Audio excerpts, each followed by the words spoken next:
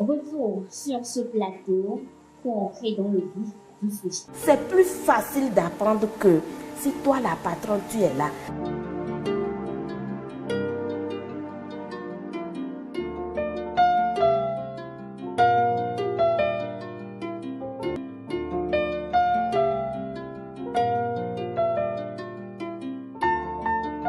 Bienvenue à vous dans le deuxième numéro de votre émission À cœur ouvert. À cœur ouvert, c'est une émission sur laquelle nous parlons de tout genre de sujets. Nous parlons des sujets faits de société, nous parlons des questions économiques, développement local et autres. Et dans le deuxième numéro, nous vous proposons un débat sur les conditions de vie et de travail des enfants dans les ateliers, notamment dans les centres de formation tels que les ateliers de couture, les ateliers de coiffure, de menuiserie, sur les chantiers de maçonnerie et tout.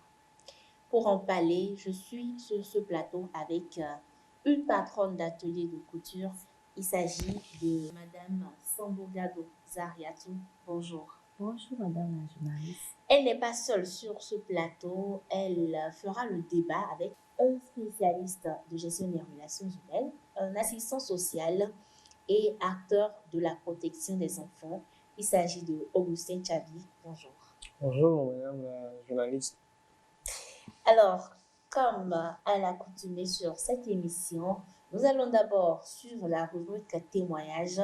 Et pour le compte de ce numéro, c'est le témoignage d'une apprentie qui nous raconte son vécu au niveau de son atelier de formation avec sa patronne. Suivez plutôt.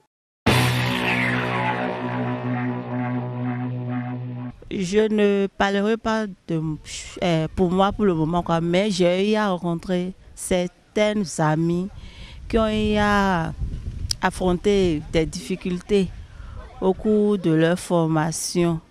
Pardon, j'ai une cousine qui s'est fait former en couture. Par exemple, elle a eu à me raconter les difficultés qu'elle a rencontrées au moment où elle se faisait former. Par exemple, la maltraitance de la patronne. En fait, la patronne ne les maltraitait pas trop en tant que telle, mais côté travaux domestiques et certains corvées de la maison, elle faisait.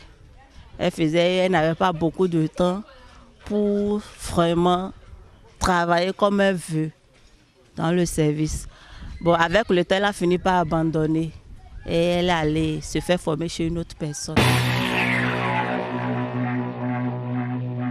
Madame Zariatou Sambourgado, vous êtes une patronne d'atelier. Comment est-ce que vous pouvez analyser ce témoignage-là que vient de nous donner l'enfant? Est-ce que vous-même, vous êtes d'accord avec lui? Vous êtes d'accord qu'on peut avoir ce genre de situation-là dans les ateliers? Ok, merci madame la journaliste. Bon, vous savez, de nos jours, il y a plusieurs sortes de patronnes dans les ateliers. Il y a des patronnes que je peux appeler des patronnes mères d'enfants. Et il y a aussi des patronnes qui se disent patronnes, donc elles ont le droit de tout faire sur les enfants. Donc ça veut dire que l'enfant n'a pas pu... Peut-être que c'est parce que l'enfant a raté l'éducation qu'on amène vers elle. Donc il faut faire subir l'enfant ce qui n'a pas le droit, ce qui ne peut pas. Donc il est apprenti. Donc ça veut dire qu'on doit tout lui faire. Vous comprenez? Au même moment, chez d'autres patronnes, c'est que bon, je suis mère d'enfant, on m'a amené un enfant. L'enfant a le même droit que mes propres enfants. Donc, je dois le suivre comme mes enfants pour que demain, qu'il soit aussi maître comme moi. Mais chez d'autres, ce n'est pas le cas. Et effectivement, on en rencontre. C'est que sur 10, souvent, on peut dire il y a seulement 4 qui sont des mères d'enfants comme patronnes. Mais actuellement, c'est que j'ai constaté que avec les sensibilisations, c'est que ça est en train d'amoindrir.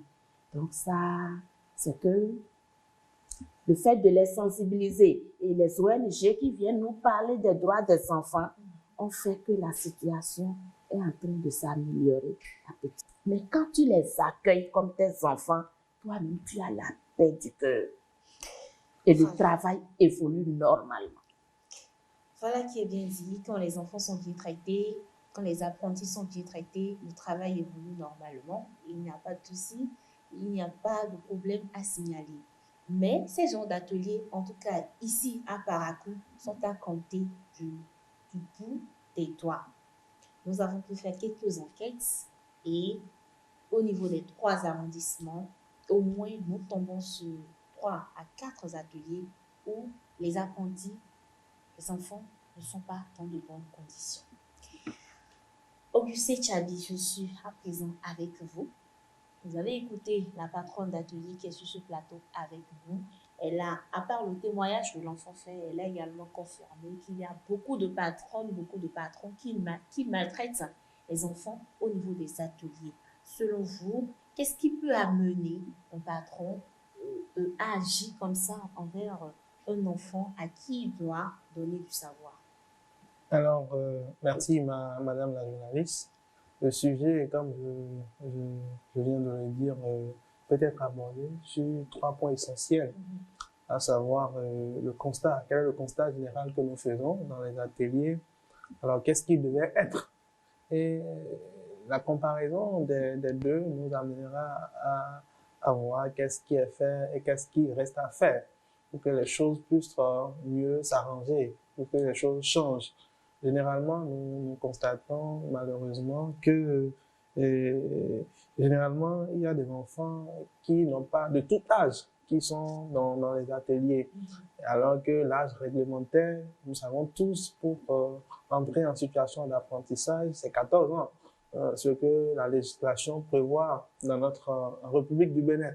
Donc, généralement, déjà, nous constatons qu'il y a des ateliers où, malheureusement, il y a des enfants qui n'ont pas cet âge-là et qui sont dans les ateliers en situation d'apprentissage.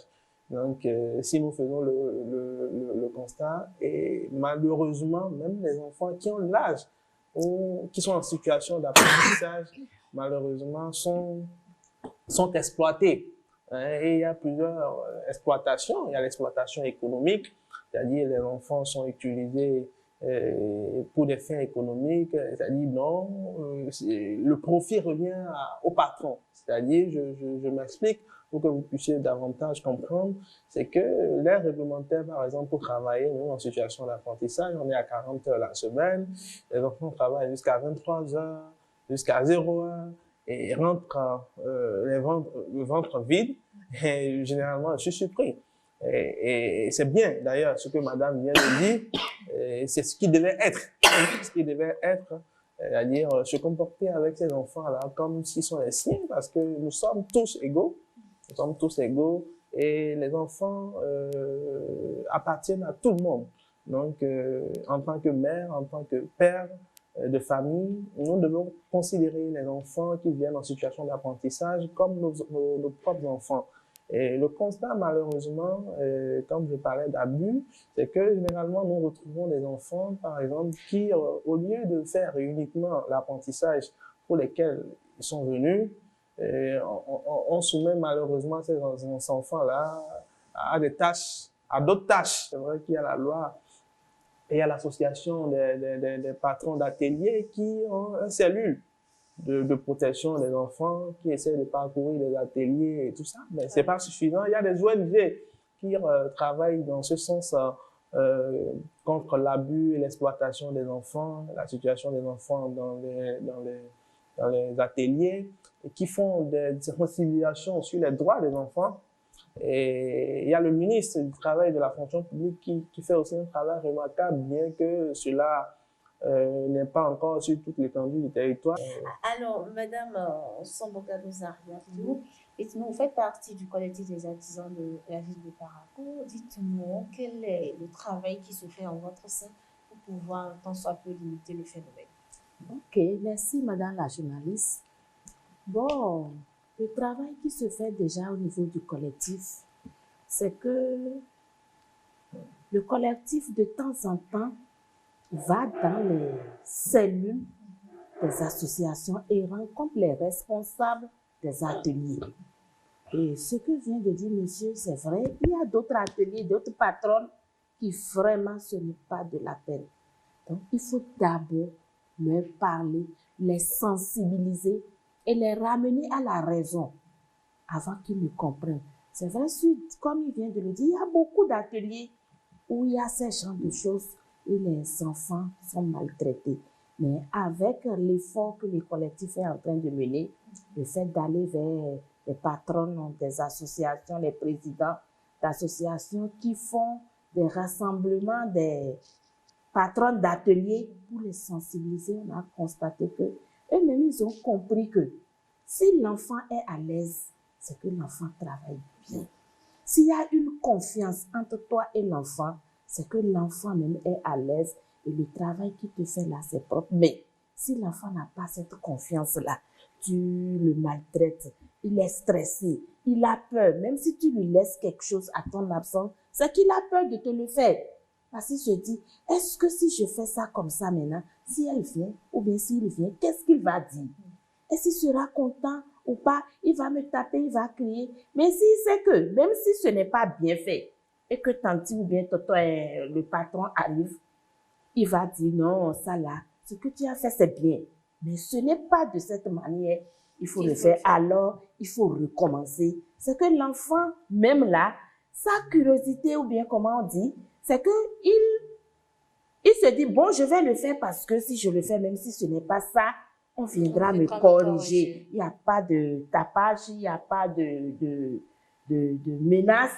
Donc, ça veut dire, je vais faire. Si c'est bon, c'est que j'ai gagné. Et si c'est pas bon, c'est qu'on va me corriger. D'accord. Est-ce qu'ici à Parakou, il y a déjà des cas où vous êtes allé sensibiliser ou moraliser un patron ou une patronne d'atelier parce que vous savez que vraiment, ce monsieur ou cette dame ne fait que maltraiter ses enfants?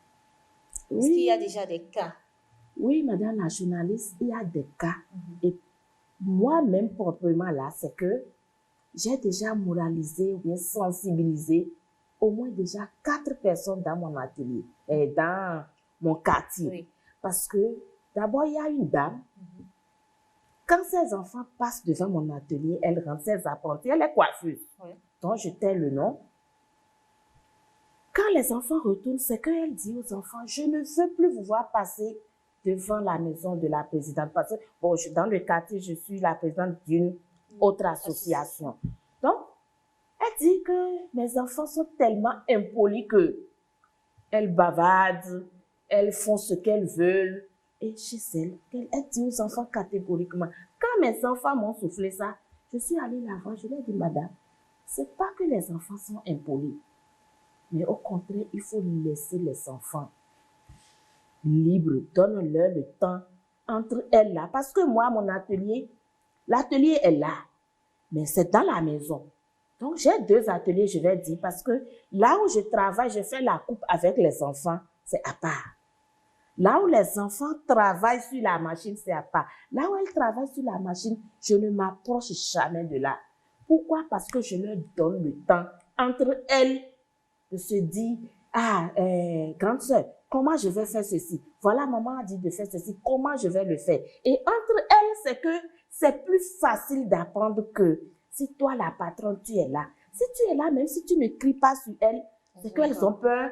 Elles ont peur de te le montrer, elles cachent ça et le travail n'évolue pas. Vous n'êtes pas sans savoir que la maltraitance des enfants au niveau de ces ateliers-là constitue un véritable problème d'abord sur la santé psychologique, la santé physique de ces enfants-là et même leur formation.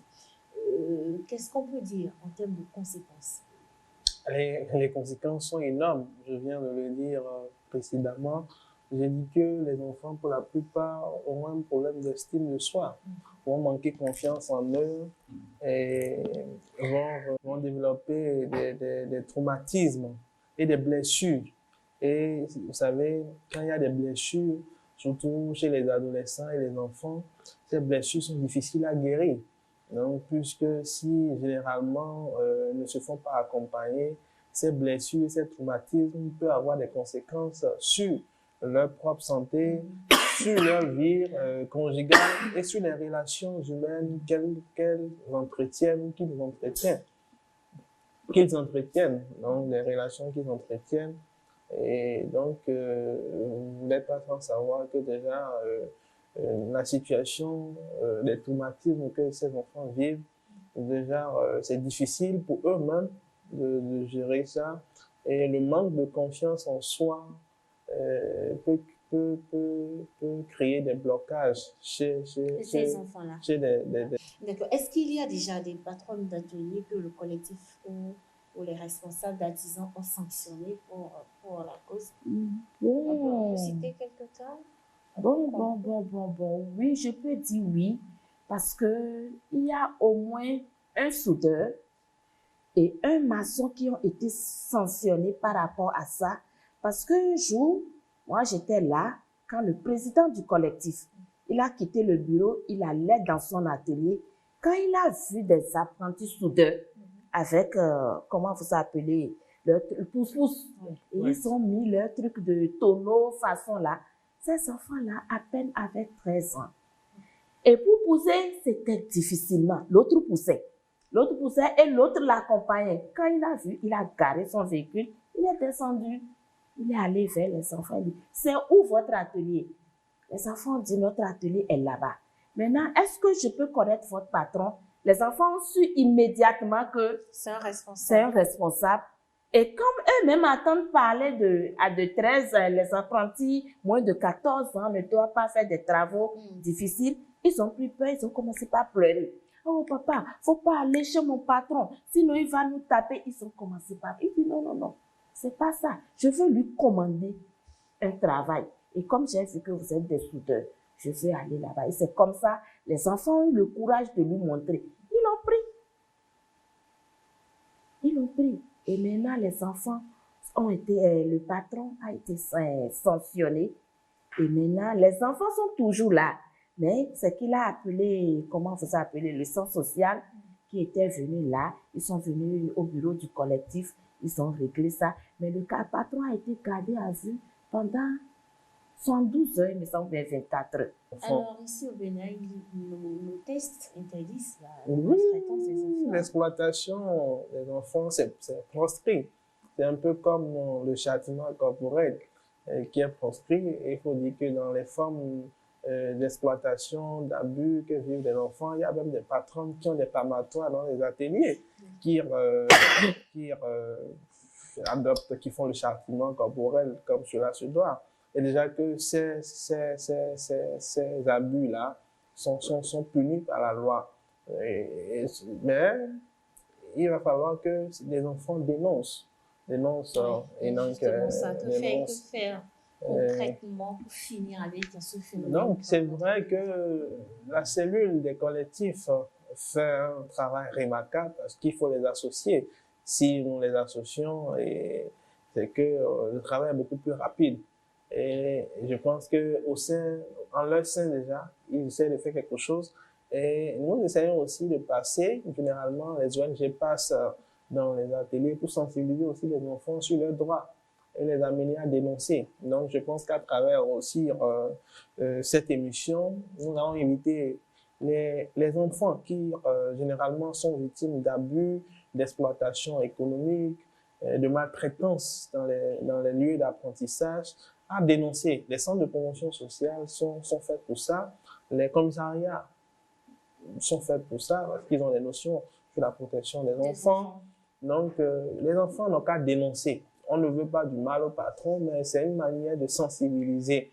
Madame Zariatou Sambogado, qu'est-ce que vous avez à dire aux autres patronnes et patrons d'ateliers par rapport aux conditions de travail des apprentis? Merci beaucoup, Madame la journaliste. Moi, je passe par ici, je profite de l'occasion pour dire aux parents de tout faire. Quand tu amènes un enfant chez quelqu'un et tu confies l'enfant, c'est que tu as confiance en ce dernier ou bien en cette personne. Donc, il faut souvent de temps en temps aller, même ce n'est pas l'argent la chose, mais il faut aller voir la patronne ou bien le patron lui dit, bon, voilà les conditions dans lesquelles je suis, mais voilà ton enfant, est-ce que ça évolue? Et je crois que comme ça ça peut marcher. Merci beaucoup, Augustin Tchabi. Quelques secondes pour votre mot de la fin. Merci déjà au collectif des artisans qui fait un travail remarquable pour le bien-être des enfants. Nous avons exhorté les parents désormais à prendre leurs responsabilités face à l'éducation de leurs enfants. Nous avons invité les acteurs du développement communautaire, les ONG, à ne pas baisser les bras, de continuer par sensibiliser, de continuer par donner des sensibilisations pour la protection des enfants. Et nous avons invité les enfants qui sont victimes d'abus et d'exploitation en situation d'apprentissage à dénoncer. Les centres de promotion sociale sont là pour ça et les commissariats sont là pour ça. Et notre rêve, c'est de voir les enfants épanouis. Ah oui, merci à vous, Augustin Tchabi. C'est sur ces mots que nous refermons ce nouveau numéro de votre émission À cœur ouvert. Il était question de parler des conditions de vie et de travail des apprentis au niveau des ateliers. Vous avez d'abord suivi la rubrique témoignage et ensuite le débat s'est fait entre Zariatou Gado Sambo, patronne d'atelier et membre du collectif des artisans de Paratou, et Augustin Tchabi, assistant social, acteur de la protection des enfants. Vous avez suivi les pistes de solutions que ces derniers ont données. Merci de nous avoir suivis et à la prochaine pour un nouveau numéro de votre émission À cœur ouvert. N'oubliez surtout pas de vous abonner à notre chaîne YouTube Fraternité FM TV, également de liker et de partager cette vidéo.